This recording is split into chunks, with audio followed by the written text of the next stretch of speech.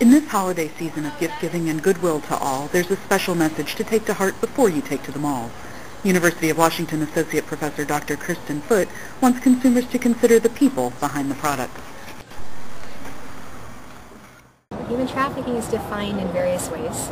It's defined by the United Nations as force, fraud, or coercion in any form of labor.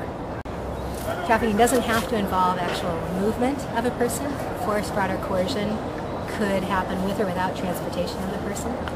So some people would say that a better word for trafficking would actually be enslavement. There's still a lot of people who think slavery ended in the 1800s, and certainly in the U.S. it ended in the 1800s.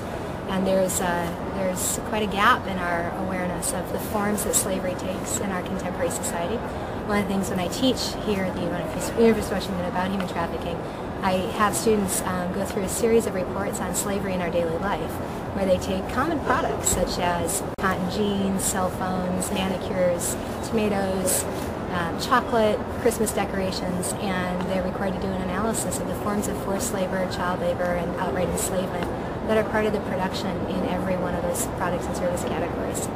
So the range of ways that each of us benefit from slavery is enormous, and I'd actually refer you to a pretty new website called slaveryfootprint.org. It's kind of like carbonfootprint.org in terms of how much carbon do we consume.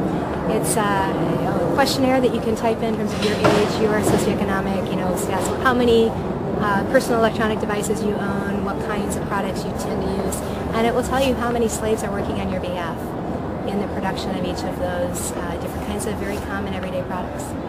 So how do we take a stand? What do we do about it? Well, we have to learn about it first. We have to realize our complicity. So what do we do from that? Well, we pay a lot of attention. We learn to pay attention to fair trade, and we make a different kind of set of decisions around what products we're going to buy when fair trade certified products are available.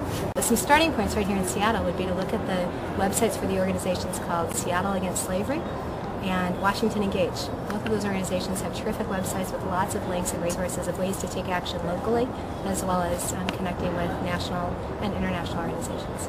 There is an effort underway here in Seattle to enforce that the city of Seattle, as a consumer of all kinds of goods and services, would commit itself to being slave-free.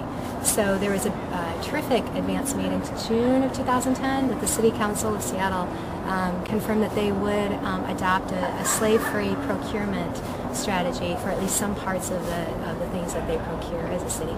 I think that's something that could be expanded, but it's a really good step, and Seattle is one of the few cities to actually pass that so far. But there's a movement across the country to have every municipality agree to be a fair trade city, or at least a slave-free city.